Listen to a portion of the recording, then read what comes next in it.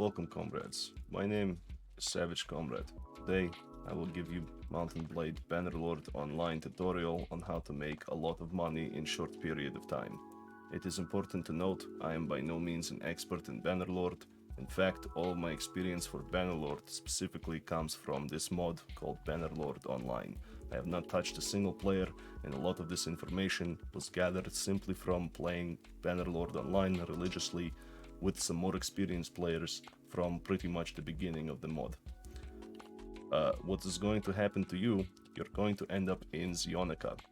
When you spawn in Zionica, they're going to give you a quest.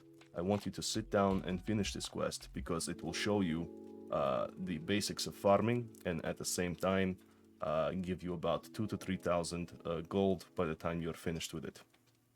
Ultimately, what you're going to want to do with that 2,000 to 3,000 gold is invest it in yourself. Now, what I mean by this is that pick up the bare maximum of troops that you can get and take it to a village. Now, when people go farming, they tend to make one big mistake. They go to this farm called Tarkutis, this little village called Tarkutis, right outside of Zionica, because they're lazy and they'll either go here or they go right here because it's the closest ones, and then in one of these two villages they're competing or working together with like 30 other people. Now, in my eyes, it just seems completely redundant to do so. If you want to struggle throughout your journey in Bannerlord, I wholeheartedly recommend you go to either one of these towns and start farming. If you want to, however, make your first fortune and get a head start ahead of everybody else, it's very easy to do. The first thing you want to do is go to a further away village. I personally went to Tivia or Konoros, and Konoros I had a lot of success in because literally no one goes here. This forest is a very dangerous area. When you get to Konoros, sit down and plant the maximum amount of crops. Yes, the maximum amount of crops. It's going to take about half of a field, and I'm going to recommend you actually plant them not in the field that is closest to the delivery area, but the field that is further away from the delivery area. And I say this for one simple reason. Once you are planting so many crops, you have to remember that you're going to have to water those crops as well. So it can take anywhere from 1 to 4 different waterings to get one crop from seeded to all the way grown. The distance between the water and that in the further away plot is actually shorter, and therefore in the long term, when you're making such big plots, it is actually going to save you a lot of time. But essentially, yes, you're going to be on this farm, and this is going to take a lot of patience. I'm not going to sit here and lie to you and tell you that this is going to be easy. You're going to be spending about 2, 3, maybe even 4 hours if you are lazy and constantly getting distracted farming in this specific farm. Once you finish, however, you will have 16 to 20,000 gold to work with. That is a colossal amount of money to have as a beginner player. For one simple reason, what you want to do with that gold once you acquire it is invest. And what I mean by invest, I don't mean go out there and buy a trade license in Zionica and maybe somewhere, sometime you're going to get dropped from a pack of looters or something that's worth a couple of thousand gold. No. That is absolutely stupid. What you want to do is get yourself one of these. It is a mule. They're worth about 6,000 gold. At 0 trade level, you can have one mule. That one mule provides you with a carrying capacity of 50, and every one soldier that you have in your outfit also gives you 1 additional pound of carry weight. So as you can see, I have 64 soldiers, therefore I have 64 carry weight from my troops. I have a base of 10 for myself, and pack animals are 150 because I have 3 mules over here. Once you level up, you're going to have the option to level up your social. I highly recommend getting social to at least 5 as quickly as possible for 2 specific reasons. One reason being that it is going to help you level your leadership. which is going to in turn allow you to hire more troops and have more carry weight. And at the same time, it is going to actually give you a big bonus for your trade once you start getting the ball rolling. So your first couple of trades, you're probably not going to see a lot of results. But there is one very big trick for trading. So generally speaking, you want to reach out to the community at your level to see who is trading within certain areas. So what I usually do, I would, for example, as a larger trader, I actually encourage smaller traders to come to where I normally run my routes and tell them to pick up the smaller cargo, and I will offer them safe passage just because I am constantly walking back and forth between two cities. So the easiest way to make money trading is to find yourself two cities with a relatively short distance with not too much bandit activity. Now I know that is a tall order, but again, this is why I say it is better to ask somebody in the community, maybe somebody in your faction that's trading currently, or just, you know, pay attention for yourself to see if anybody's trading between two nearby cities such as Odok and Akalat, and you know, take advantage of the situation. You're going to make money very, very quickly. You're going to snowball very, very quickly. But the number one thing that I have to tell you is you always have to make sure you're keeping a close eye on your weight. Now, what I mean by this is that if you take a look at the weight, for myself, for example, it's 224. If I was to get exactly 224 of cargo, I'm actually going to walk at a snail's pace. Now, some people will tell you that it is actually worth it, but I personally cannot rationalize it. If you do feel like it is worth it, please leave a comment as to why, you know, you feel like it is good to either go over capacity or whatever the case may be.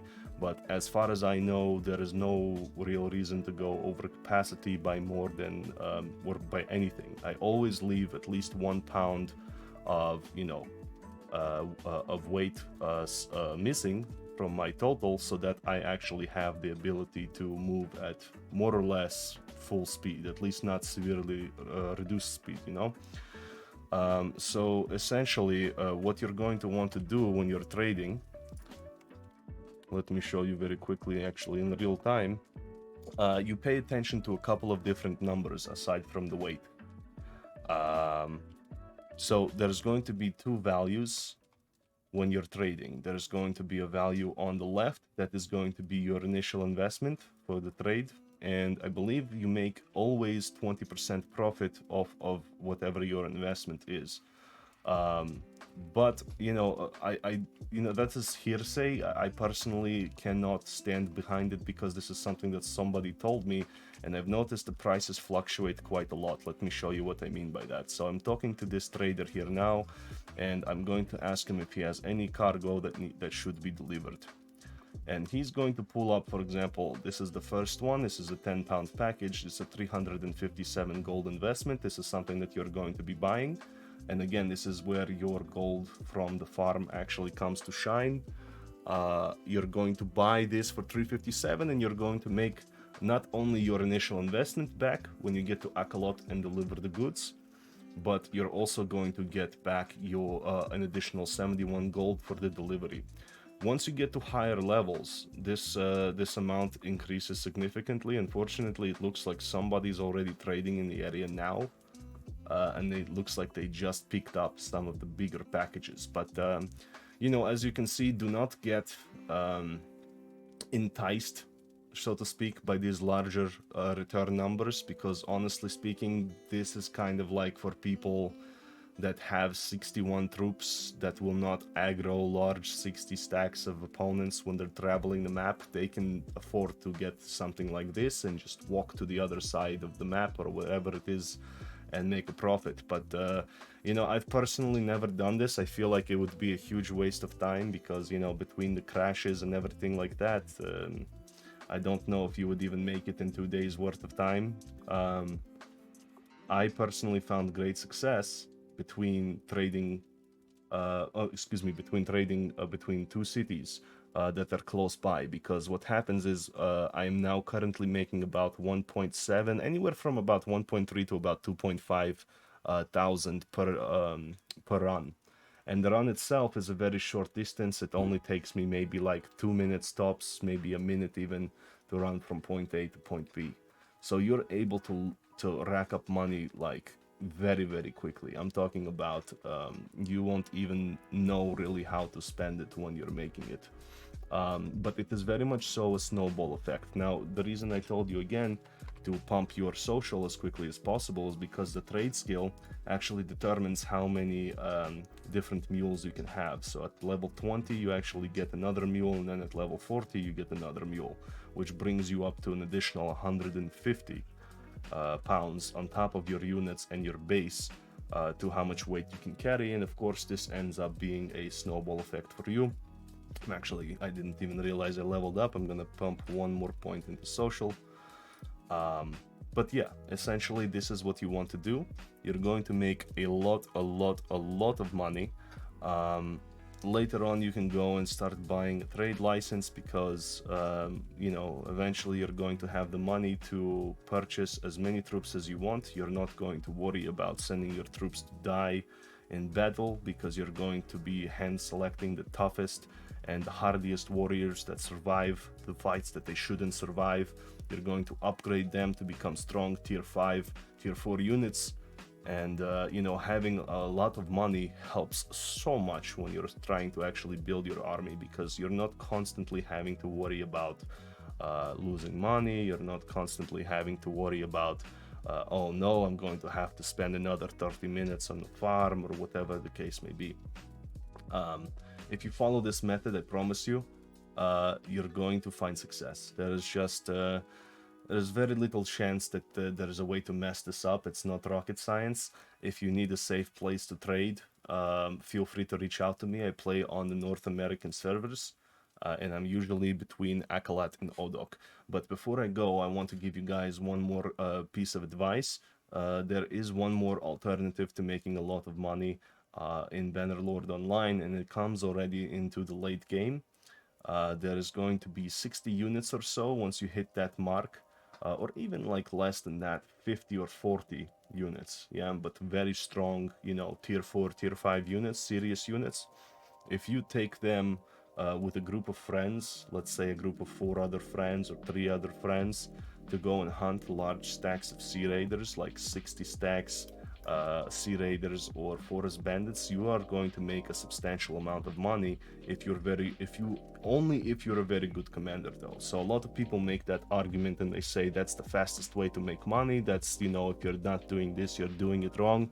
But they're overlooking one very large fact, and that's there is a variable there. So you have to be a very good commander to actually be able to make money. So as I've said before, my experience with Bannerlord is very limited. All of my experience comes from Warband, so for me, I don't feel like I am an experienced commander yet, to the point where I do not lose a single unit every fight. And of course, I have my good fights, I have my bad fights. I mean, yesterday, for example, I lost 10 Kuzite heavy horse archers, and it was the biggest loss that I've suffered in the history of playing this game. But you know, there is an X factor, as I call it. So with the trading option, there is no X factor. It's just you know, if you don't have competition in that area, great, fantastic, start running it back and forth, selling from one town to the other, and then once you get to the other town, you purchase trade goods from the other town for the town that you just came from. So you constantly are making money back and forth, trading goods between the two towns. And of course, it doesn't have to be Odok and Akalat. It can be literally any town. However, I highly recommend you stay the hell away from Zionica and Poros, because, or any other town next to Zionica, because those trade routes are going to be filled with people that are trying to trade there as well. So the chances of you getting something to trade there are very slim, and you're probably going to waste a little bit too much time for it to be lucrative. So I would recommend finding another group of towns, or excuse me, cities to trade between if you don't want to do Odok and Akalat or any others. You know, just find something that's not populated. Maybe bring a friend that's a little bit of a higher level that may want to also trade between those two cities and just kind of help you out. But yeah, I think that pretty much wraps it up, guys. Make sure that you slap the subscribe button, and if you feel like I've missed anything, make sure you leave a comment down below. And you know, I'm sure there's plenty of other things for me to learn. Maybe there are some things that you would like me to cover in you know, videos later on down the line. I'll be more than happy to show you guys how to make some money, or how to, I don't know, maybe level your leadership quickly, things of that nature. But until then, thank you all so much for stopping by. I appreciate you all, and have a fantastic rest of your day.